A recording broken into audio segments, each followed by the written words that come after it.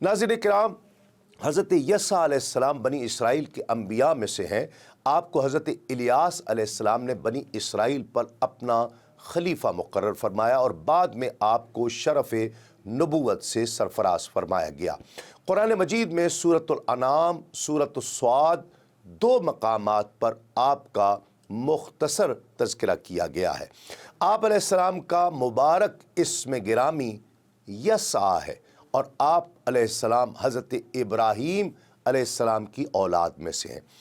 एक कौल के मुताबिक आप अलैहिस्सलाम अख्तूब बिन उजूज़ के फ़र्जंद हैं और एक कौल के मुताबिक आपका नसब नामा यूँ है, यसा बिन अदी बिन शूतलम बिन इफ़रासीम बिन हज़रत यूसुफ़ बिन हज़रत याक़ूब बिन हज़रत इसहाक़ बिन हज़रत इब्राहीम अलैहिमुस्सलाम। पहले नबी से आखिरी नबी तक में ये दर्ज है कि हज़रत यसा अलैहिस्सलाम हज़रत इलियास अलैहिस्सलाम के चचाज़ाद भाई, उनके नायब और खलीफा भी थे। हज़रत इलियास अलैहिस्सलाम के रूपोश हो जाने के बाद और बेसत नबी करीम सल्लल्लाहु अलैहि वसल्लम से कमो बेश 1300 साल कब्ल बनी इसराइल की हिदायत के लिए नबी बनाकर आपको मबूस किया गया। तौरात में आपका नाम अल यशा तहरीर है। आप दमिश्क के जवार में मकाम अबील महूला में साफ़ित के यहाँ पैदा हुए, जो हज़रत यूसुफ़ अलैहिस्सलाम की औलाद में से थे। बाइबल में उनके नाम से मंसूब एक सहीफ़ा भी दस्तयाब है और आपका शजरा नसब हज़रत इब्राहीम अलैहिस्सलाम से बाइबल के मुताबिक इस तरह मिलता है, यसा बिन साफ़ित बिन अदी बिन शोतम बिन इफ़राहीम बिन यूसुफ़ बिन याक़ूब बिन इसहाक़ बिन हज़रत इब्राहीम अलैहिस्सलाम।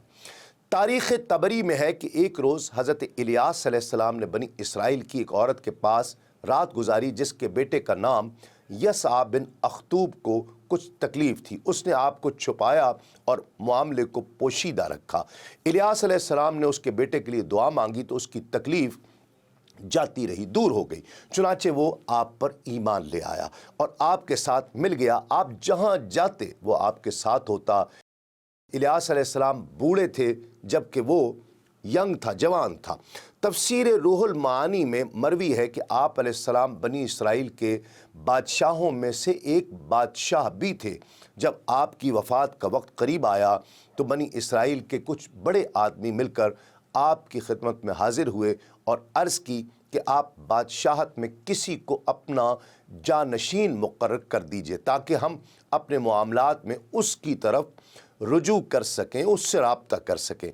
आप अलैहिस्सलाम ने इरशाद फरमाया, मैं मुल्क की बागडोर उसके हवाले करूँगा जो मुझे 3 बातों की ज़मानत दे दे। एक नौजवान के अलावा किसी शख्स ने भी इस ज़िम्मेदारी को कबूल करने में, ज़मानत देने में और इसके बारे में बात करने से आपसे गुरेज किया। उस नौजवान ने अर्ज़ की कि मैं ज़मानत देता हूँ। इरशाद फरमाया, तुम बैठ जाओ। उससे मकसूद ये था कि कोई और शख्स इस हवाले से अब बात न करे। लेकिन आप अलैहिस्सलाम के दोबारा कहने पर वही नौजवान दोबारा खड़ा हुआ और उसने ज़िम्मेदारी कबूल करने की यकीन दहानी कराई। आप अलैहिस्सलाम ने फरमाया, ठीक है, तुम 3 चीज़ों की ज़िम्मेदारी कबूल कर लो। पहली तो ये कि तुम सोए बग़ैर सारी रात इबादत में बसर किया करोगे। दूसरी ये कि रोज़ाना दिन में रोज़ा रखोगे और कभी रोज़ा छोड़ोगे नहीं, नागा नहीं करोगे। गुस्से की हालत में कोई फ़ैसला नहीं करोगे। उस नौजवान ने इन तीनों चीज़ों की ज़िम्मेदारी कबूल कर ली तो आप अलैहिस्सलाम ने बादशाही का निज़ाम उसके सुपुर्द कर दिया। अल्लाह रब्बुल इज़्ज़त ने जिन अंबिया का तज़किरा कुरान मजीद में किया उनमें हज़रत यसा अलैहिस्सलाम के बाद हज़रत उज़ैर अलैहिस्सलाम है, जो कि हज़रत हारून अलैहिस्सलाम की औलाद और बनी इसराइल के अंबिया में से थे। अल्लाह रब्बुल इज़्ज़त ने आपको हज़रत सुलेमान अलैहिस्सलाम के बाद और हज़रत ज़करिया अलैहिस्सलाम से पहले मबूस फरमाया। ये कोई 6ठी सदी का क़ब्ल मसीह की बात है, जब बनी इसराइल की सरकशी, नाफरमानियाँ और मुशरिकाना हरकतें حد سے تجاوز کر چکی تھی۔ ہر طرف ظلم و جبر، فساد اور لوٹ مار کا بازار گرم تھا۔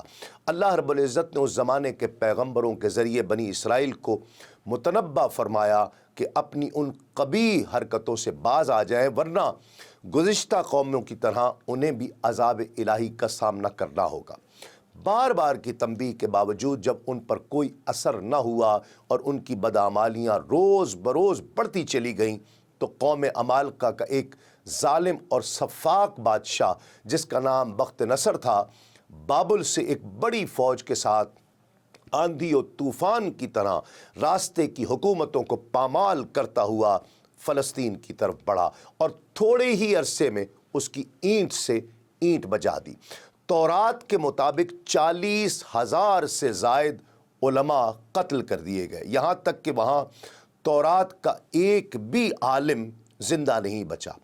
اس کے ساتھ ہی بخت نصر نے بنی اسرائیل کے 80,000 افراد کو قیدی بنا لیا اور انہیں بھیڑ بکریوں کی طرح ہنکار کر بابل لے گیا، جن میں حضرت عزیر علیہ السلام بھی شامل تھے، جو اس وقت نوعمر تھے۔ بخت نصر کے حکم پر اس کی خونخوار فوج نے بیت المقدس میں حضرت سلیمان علیہ السلام کی تمام باقیات کو تباہ و برباد کر دیا۔ عظیم الشان محلات کھنڈرات میں تبدیل کر دیے گئے۔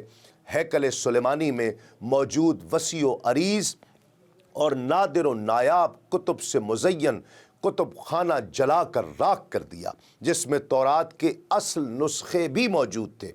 تابوت سکینہ بھی کہیں غائب کر دیا گیا۔ تورات کے مطابق اللہ رب العزت نے اس ظالم و جابر بادشاہ پر عذاب نازل کیا اور اس کی شکل مسخ کر دی۔ حضرت عزیر علیہ السلام ایک طویل عرصہ تک دیگر اسرائیلیوں کی طرح بابل میں ہی قید رہے، اور پھر اللہ رب العزت نے 40 برس کی عمر میں آپ کو بھی منصب نبوت پر سرفراز فرمایا۔ دین اسلام کے مختلف امور سے آگہی کے لیے ابھی سنو نیوز کا یوٹیوب چینل سبسکرائب کیجئے اور بیل آئیکن کا بٹن ضرور پریس کیجئے۔